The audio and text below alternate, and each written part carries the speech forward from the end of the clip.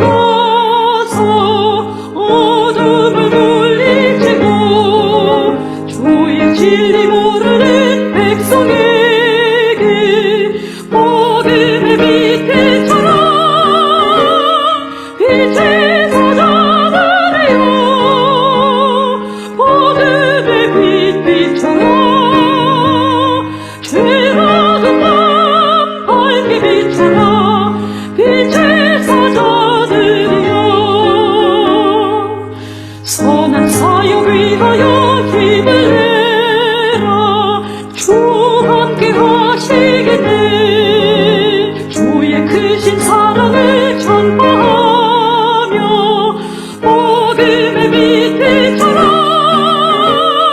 빛의 사자들이여 복음의 빛 비춰라.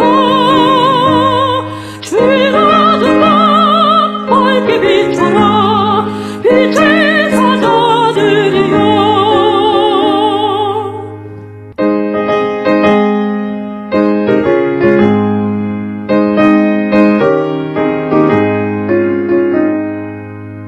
주님 부탁하신 말 순종하여 이 진리 전파하라.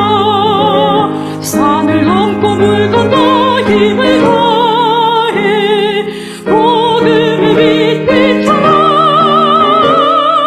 빛의 사자들이여 복음의 빛 비춰라. 죄악은 밤 밝게 비춰라. 빛의 사자들이여 동서남북 어디나 땅끝까지 주님만 의지하고 눈어도 못 보는 백성에게 복음의 빛 비춰라. 빛의 사자들이여 복음의 빛 비춰라. 죄악은 밤 밝게 비춰라. 빛의 사자들이여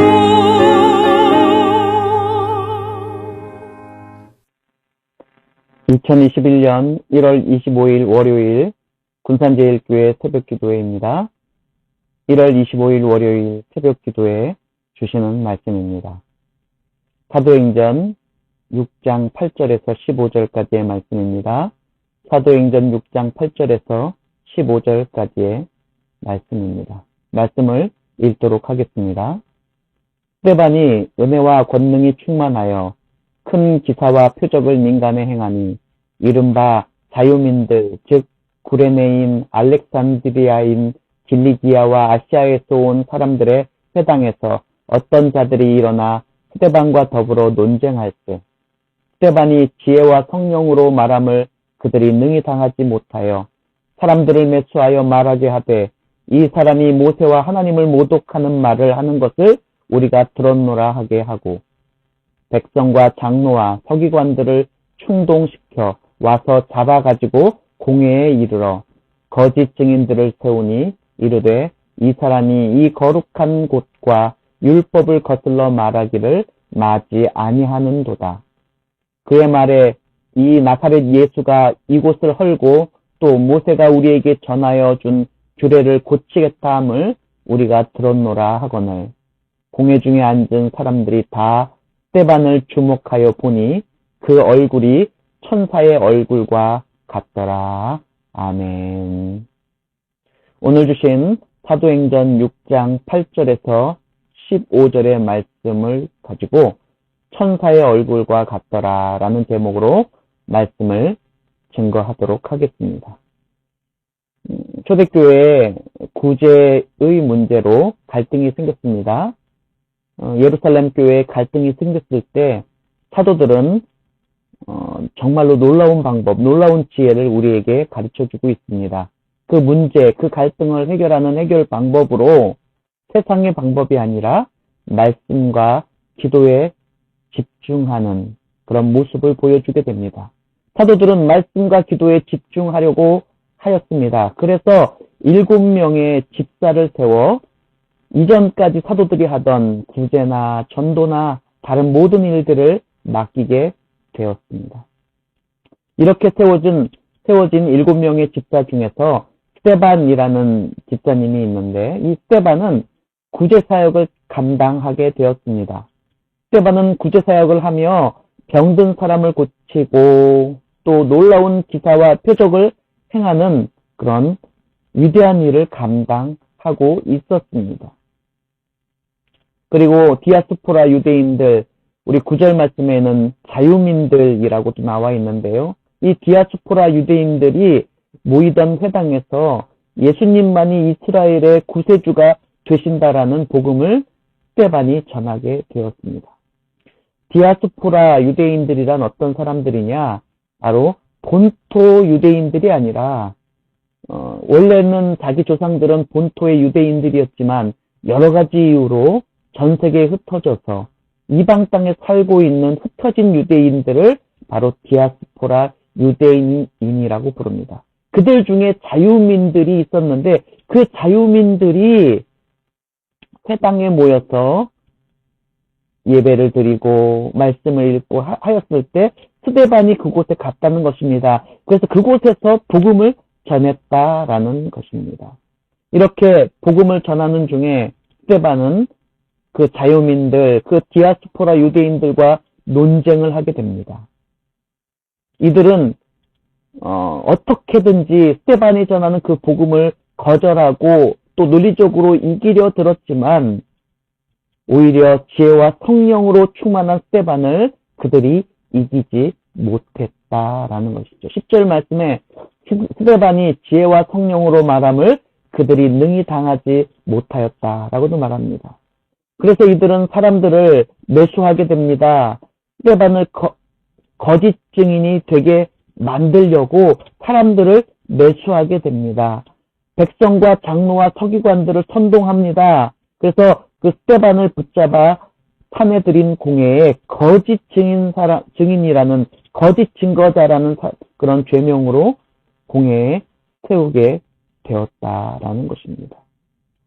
이들은 거짓 증인들을 세워서 성경과 율법을 거스른 스데반을 신성모독죄로 죽여야 된다라고 주장하죠. 11절 말씀을 한번 읽어보겠습니다.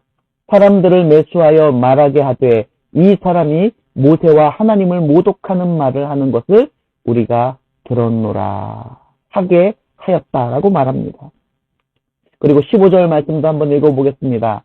공회 중에 앉은 사람들이 다 스데반을 주목하여 보니 그 얼굴이 천사의 얼굴과 같더라라고 말씀합니다. 여러분, 이런 상황 가운데서도요, 여러분 이렇게 위기 가운데서 누명을 쓰고 모략을 당하는 이 어려운 상황 가운데서도요, 스데반은 생명의 복음에 대한 확신, 그리고 복음에 대한 기쁨으로 가득 찬 얼굴을 하고 있었습니다. 당당했습니다. 그래서 성경에서 표현하기를 그 얼굴이 천사의 얼굴과 같았다라고 말하고 있습니다. 마치 누가복음에 복음서에 나오는 그런 예수님의 변화된 얼굴의 모습, 그 모습이 그려지는 그런 대목입니다. 이 모습을 공회 중에 앉아있던 사람들이 다 보았습니다. 스데반과 같은 모습은 복음에 대한 충만한 기쁨, 그리고 복음에 대한 분명한 확신이 있을 때야 가능하다라는 것을 오늘 말씀에서 우리는 볼 수가 있는 것이죠. 스데반이 예전에도 이런 얼굴이었느냐? 아닙니다. 복음을 전할 때, 온전하게 어떠한 상황에서도 복음을 전할 때 이렇게 얼굴이 빛났다라는 것이죠. 여기서 우리가 주목해야 되는 것이 있습니다. 스데반이 스스로 빛난 것이라기보다는 복음을 전할 때, 그리고 스데반의 모습이 다른 주변 사람들에게 그렇게 놀랍게 복음을 전할 때 변화되어 보이게 되었다라는 것이에요. 사랑하는 성도 여러분, 우리의 현재 모습은 다른 사람들에게 어떻게 보이겠습니까?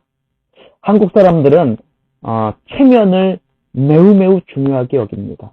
다른 사람들에게 내가 어떻게 보일까가 굉장히 중요한 덕목이기도 합니다. 여러분, 제가 여러분에게 묻습니다.